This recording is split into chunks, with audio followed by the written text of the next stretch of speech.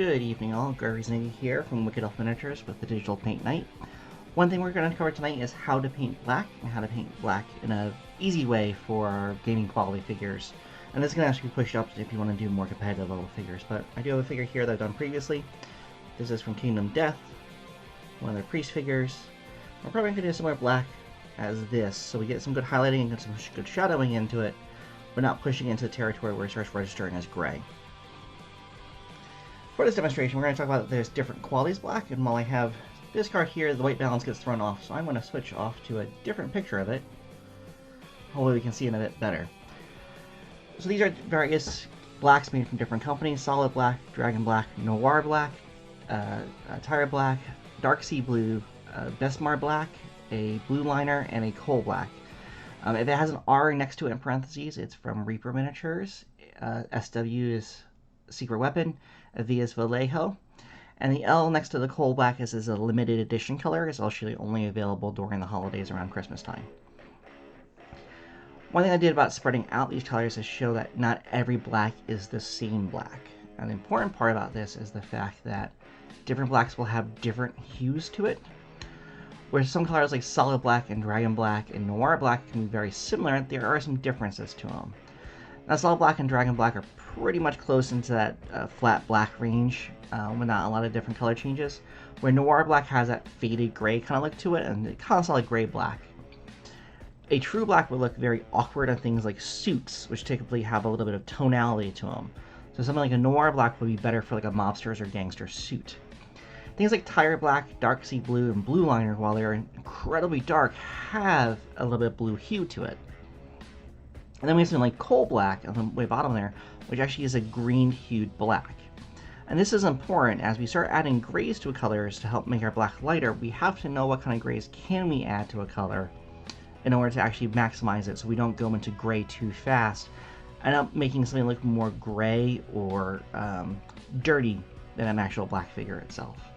So it's worthwhile if you have a couple blacks in your collection to actually take a white card and then thin out the paint and pull it on down and see what kind of results you get from it.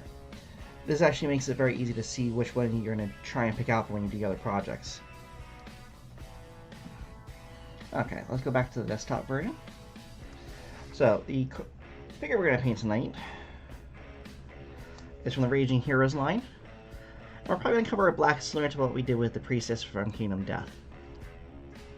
Main color we're going to focus really on tonight is this back portion of it. I think it's the easiest to see, especially for the demonstration we're going to be talking about tonight. For colors we're going to use is, I want to try and mix it up. We're going to use a Dragon Black, which is a nice stable black. Dark Sea Blue, which is going to start giving us some color to our black and still keep us in the black range. And then for our highlight color, we're going to take it to Dusky Skin, which is a purple gray, which I think works well with the Dark Sea Blue. Now, the thing to be aware about is different blacks have different shine factors to them. Whether it's something plasticky, more matte, or like my matte itself, depending on where the light's coming from, you're going to get different results from that black figure. If it's shiny and plastic, you're going to have a harder and a broader edge of light to it. It's going to shine a bit more. As something becomes more matte finish, those highlight colors are going to become less important, and the shadow and the overall texture is going to be it. So if I'm trying to plan for a figure to be black, I'm thinking 2/3 of it is going to be my shadow colors. Of that remaining 1/3, half of it is going to be in mid-tone, and then that last remaining half of it, that 1/3, is going to be my highlight color. And this keeps it very tight and very into that black range versus pushing out to the gray range, which we can lose sometimes. Okie dokie, so let's get some base coats down. Nothing exciting going on the wet palette at first. We're just going to put some Dragon Black onto the palette and get some base coating down.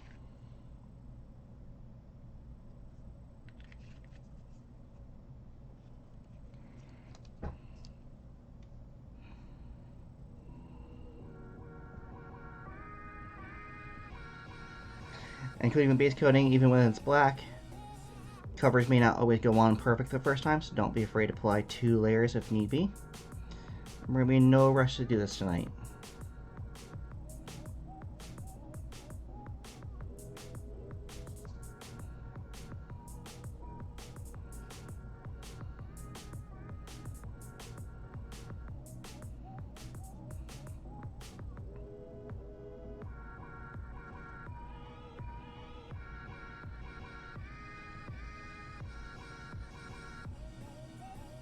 Now the figure was zenith primed. That means I sprayed it black first, then hit it with white from above.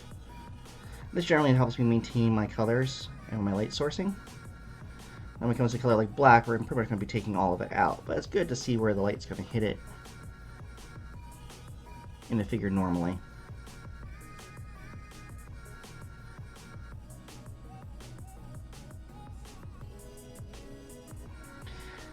Now one thing we're going to be aware of, we have two different textures in here. So I have the top part of the cloth, and it kind of folds over, and then I'm going to have this bottom part of this cloth.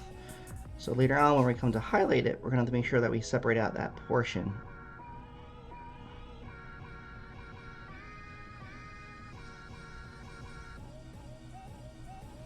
Just for matter of consistency, we're going to get the front in here too. And don't worry about her, she's going to be going into my "this is not a test" gang. Back to when I can actually get some gaming in.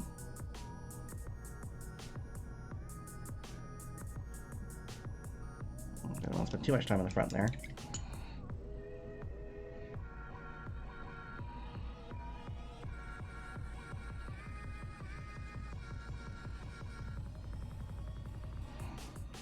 So we do want to make sure that it's thoroughly dry first. If you get too anxious to get your layers on, what happens is you're going to end up tearing that paint, especially if it's a vinyl or latex based paint. It's going to tear away. The nice thing about black is it typically dries fairly fast because it does absorb a lot of that light.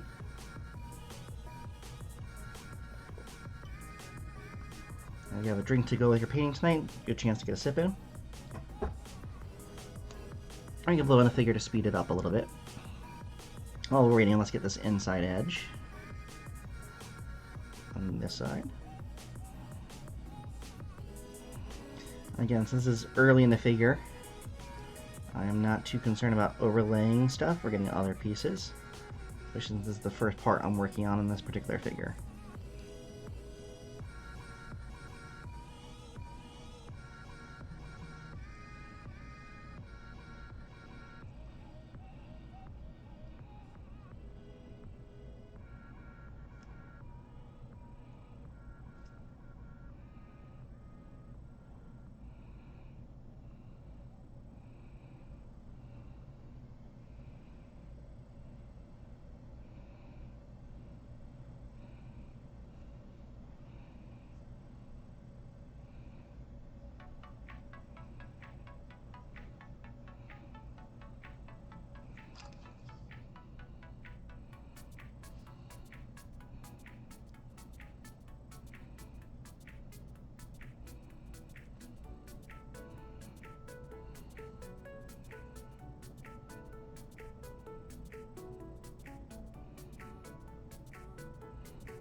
And don't generally be too worried about overspilling or running over.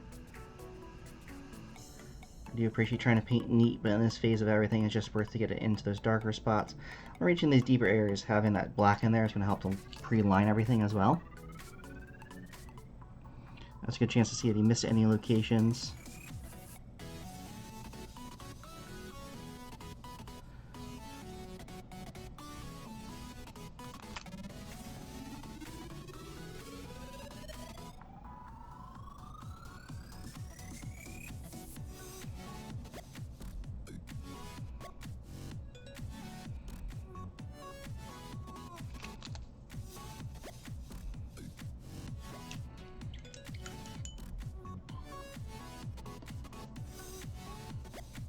I'm going to give also a big thank you to Dennis Jensen. He's the gentleman who's responsible for most organizing this and recruiting us to do these projects. Okay. So while that's drying, I'm going to get my next color on now. So this is going to be Dark Sea Blue, which is a Vallejo color. I do use this one quite frequently. I do like the color a lot for a lot of different projects.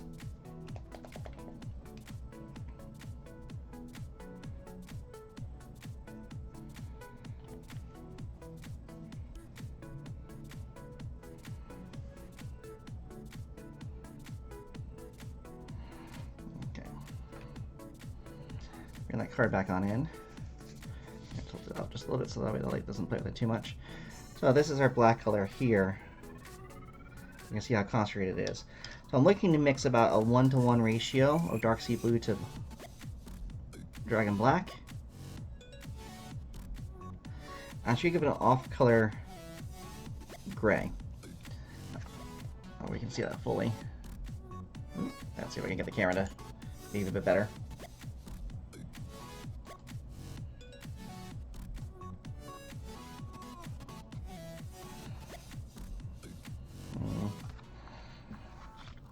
Always a challenge of shooting black.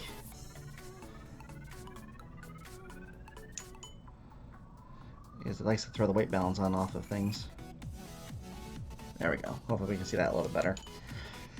So all I was doing is I'm tinting that black just a little bit of blue hue to it. Now I'm using dark sea blue as it's such a dark color in and of itself. I could actually get away with it painting it as a black itself. But when I mix it in with a black, it's going to stay a little more truer to that nature. And a lot of colors can be black depending on how you're using it and what you're using it next to. As you can see tonight, since I'm talking about black and white, using the white card to help demonstrate my painting is throwing off the background and throwing off my white balance. Because right now my matte's not really showing up too well. So always a risk factor of, especially with camera work, is that white balancing and trying to get those portions of it and that hue color out.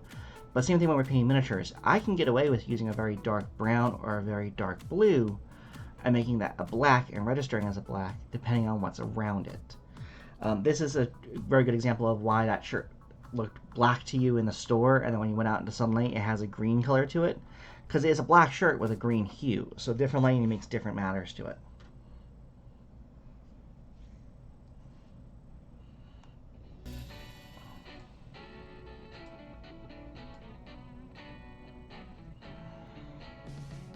Okay guys, so we're just going to wait a little bit. We're going to rock out to some more music while that's starting to dry out a bit more.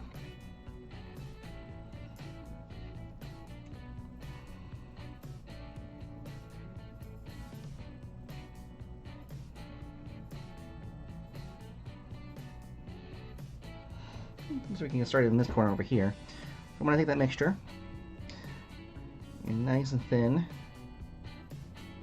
Once we paint more colors, I'm going to come over to this corner. I'm going to pull the paint up into this curve. And then with a damp brush, all I'm going to do is pull that color down a bit. That's going to help to blend out that color. And as we go through here, we just look for different sections that are more dry than others, just to make start working on it. Remember, always working towards the light.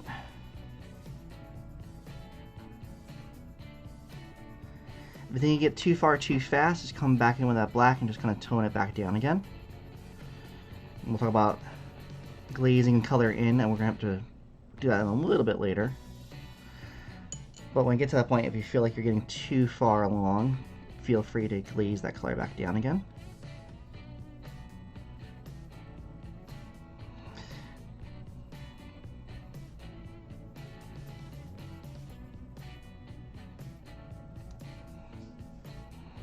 And don't be afraid to turn the figure so it works easier for your hand. Trying to get in the habit of moving your brush all the way around. Helps that muscle memory, and the more you can help your muscle memory, the quicker you're going to work.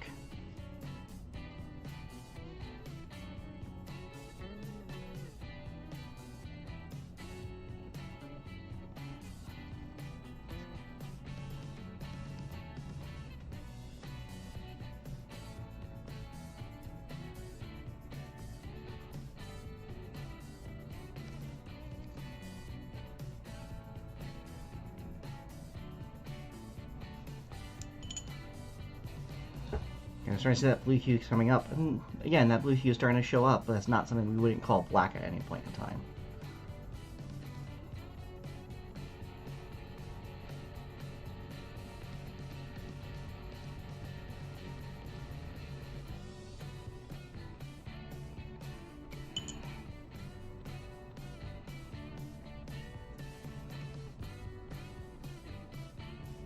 And get all those different folds and highlight points in.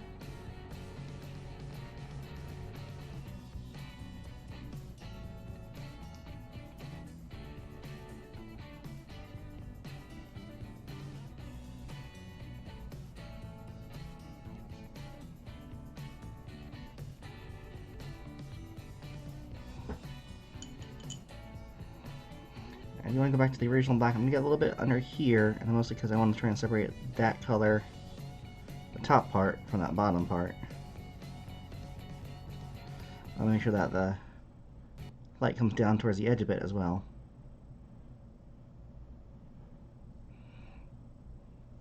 And come back and make sure that full stays dark into there.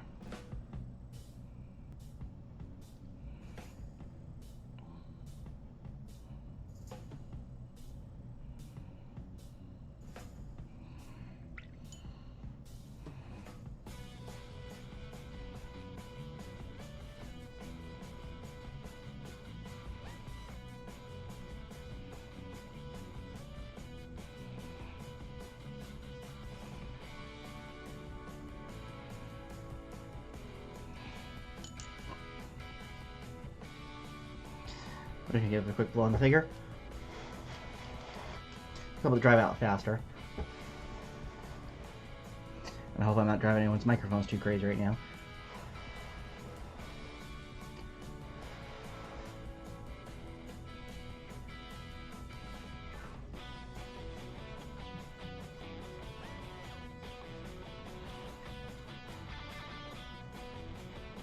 I guess what we can do from here now is we're going to grab a little bit of that pure color. So now I'm just using,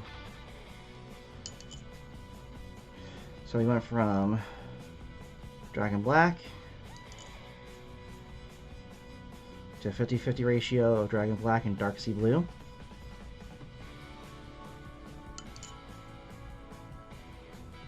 Now we're just going to use some pure Dark Sea Blue, which is going to work as a really dark gray for us in this scenario. The nice thing about it, it does have a color to it, so it's going to register better to our eyes.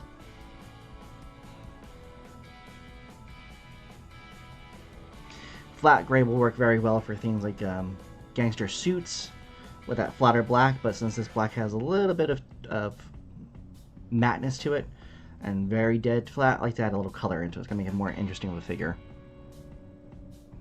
Again, I'm just going to shrink down my area I'm working in to a smaller section.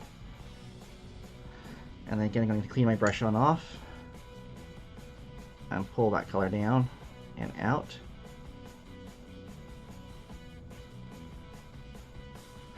When I can pull all the way through, I'm going to help it to blend out as best as I can.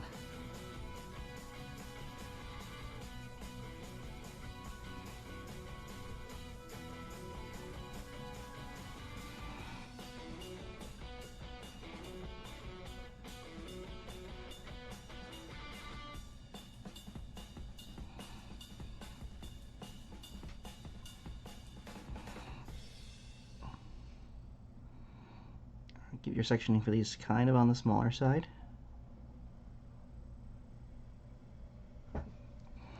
We still want the majority of the figure to be black on our base coat. Again, we can go back through. Well, I'm going to go back through in some spots and bring it back again because I think it's losing a bit.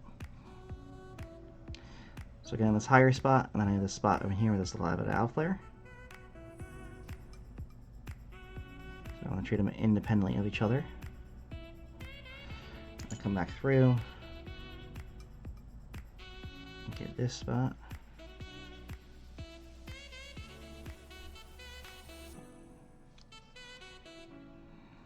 What we're going to find is the sections that we already put our second layer to, we're going to pick up the color from the Dark Sea Blue a little quicker.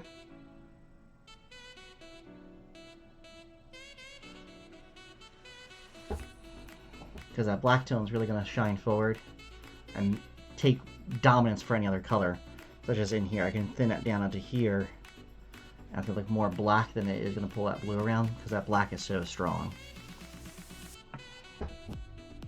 But again, we don't want to go too much of it, even though the black is strong, because again, it's going to throw off the ratios of everything. And we're going to get more of a gray color than we're going to, well, more of a blue gray in this scenario.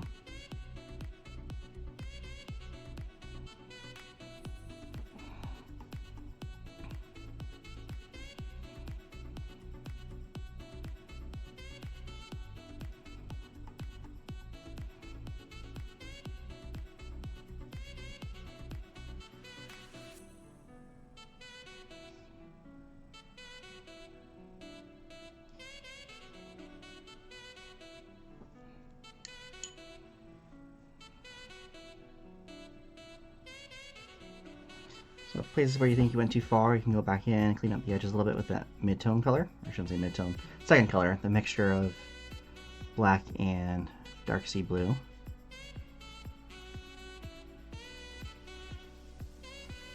Help to blend things out a bit.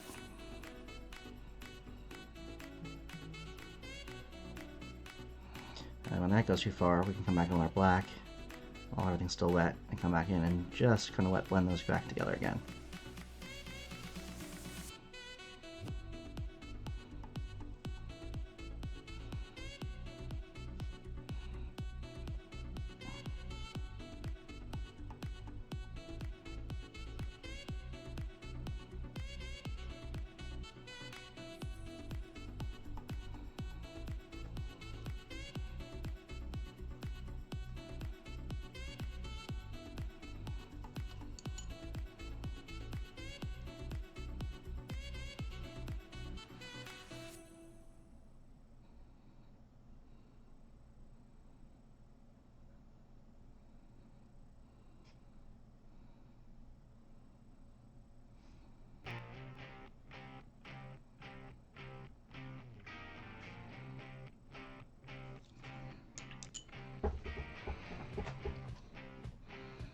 Looking pretty good. So now we have a black that has a little bit of color tone to it, a little bit of shade to it.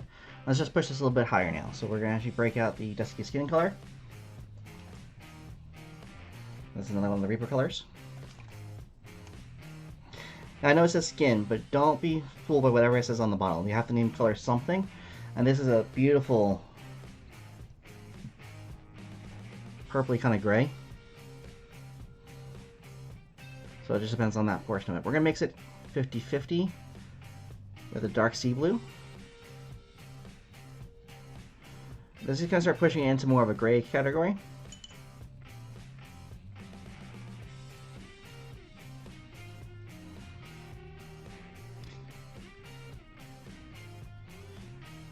And hopefully you can see where we're actually truly getting kind of a gray color now at this point in time.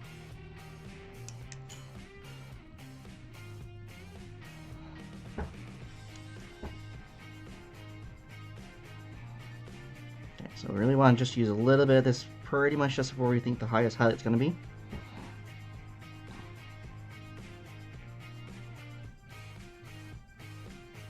A little too thin.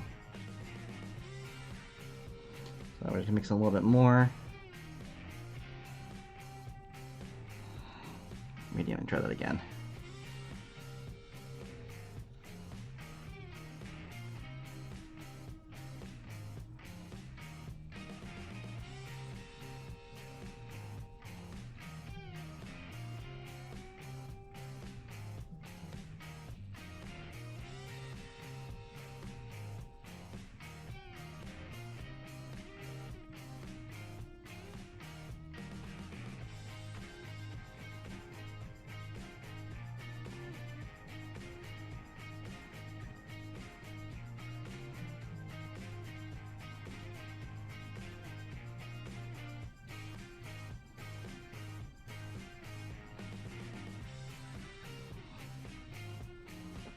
And some spots I'm choosing are not just because it'd be a highlighter, I also want some notice to them.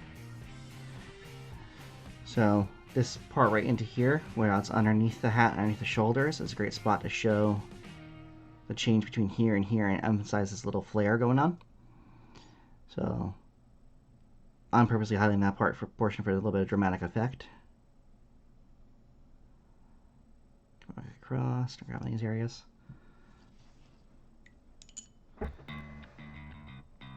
So now we definitely have some bluer tones into it. We're actually kind of almost pushing into that gray territory, but I want to push it into that gray and really show how we can bring it back if you do push too far into gray.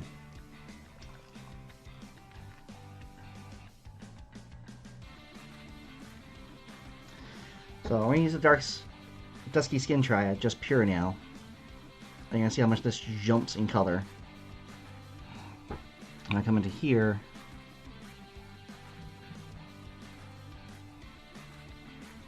hopefully you can see how much that jumps into that color range. The reason why I'm going this far is because this is really where a lot of that mistake is made about doing grays and blacks. Because we take it up to gray thinking gray is going to be the highlight color for black, and it kind of is, but how far is the different story for it. I'm not going to play a little too much, but...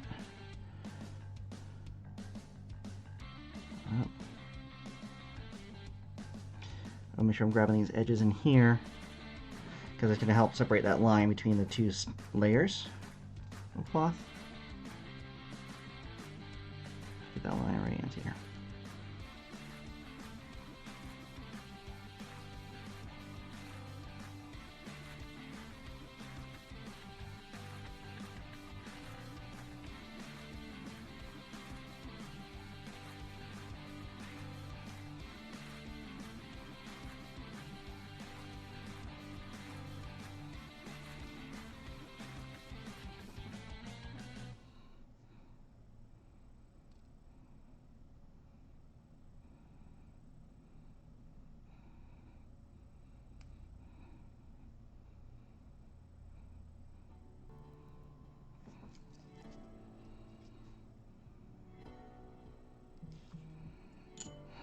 So at this point in time, we're getting a little mucked up. The color is starting to leave that territory, which is kind of throwing things off a bit. So what we want to do is bring it back into being a solid black. This is where glazing is going to come in. I'm going to separate out into a porcelain palette. Well, if it doesn't throw out the color too much, so we're going to just put it right into the corner here. I hope with the white balance, the camera's going to be able to figure everything out from there. Nope. Okay. So let's go to plan B. Oh, this would be, this is a clear cup, so it throws off a little bit. We'll use the back of that as my palette. So what I'm going to do is I'm going to take my black, I'm going to thin it with water to the point where it has this watercolor-like consistency. Now we're thinking it's a wash, but we're really not going to be doing a wash. So a wash goes everywhere it wants to. So if I do a wash over a knuckle, it's going to flow into all those little cracks and crevices. I don't necessarily want that. So what I'm going to do with this is we're going to take it, touch it to a paper towel, pull some of that excess water out of it, and then when we lay it down, it's going to go a little more evenly over top and not be pulled into those cracks and crevices and run into them. Now we clean the hands for the photo. Okay. So, wet brush. Tap out the excess water. Now with that dry figure, we're just going to run it over on top of it. And what we're doing is we're just placing some pigment down and helping to change that tone. The blacks that we have aren't going to pick up color very quickly, but those lighter colors, because the black is such a strong dominant color, it's going to darken them up immediately.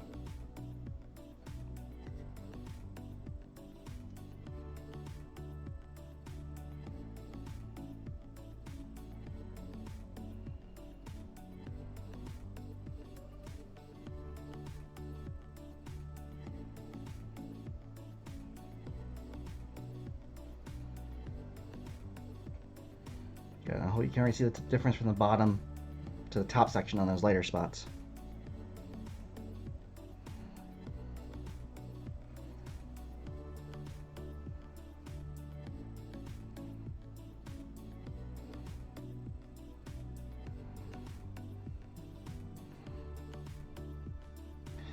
Now if your wash machine runs everywhere, don't be afraid, just tap it against a paper towel or someone else to pull that extra water out of it. And if you notice you're getting little spots where it stays at, make sure you take it and spread it out thinly. If you leave it in a spot, you're going to get those little ringlets and little staining marks because the way the pigment's going to deposit towards the outside edge.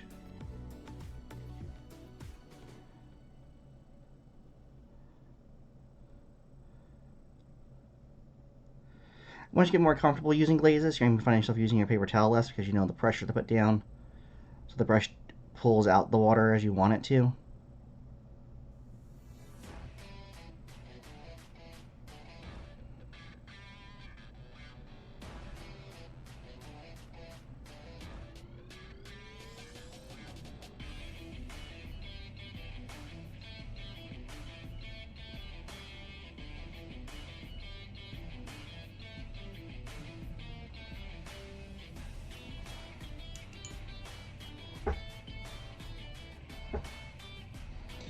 gonna let that dry.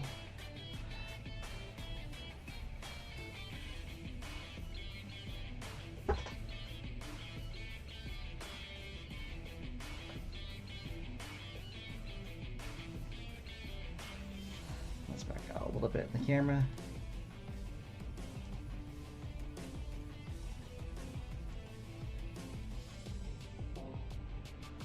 So, nice solid black. You can see a little bit of the color changes and the highlights and shadows into there. Everything compared to that matte black that we have. You can almost see it disappear into the matte that I have. Whereas that back side. Okay, guys. So this is Gregory Zuniga for our digital paint night. We will be hosting a live session one night of the convention on Twitch. Please look forward to that, and please join us for that. If you have any questions, please message in the message section underneath the video. We're more than happy to come back in and try and post this and answer any questions. We'll also be available for that live session to answer any questions you might have at that point in time. Thank you very much, and happy painting.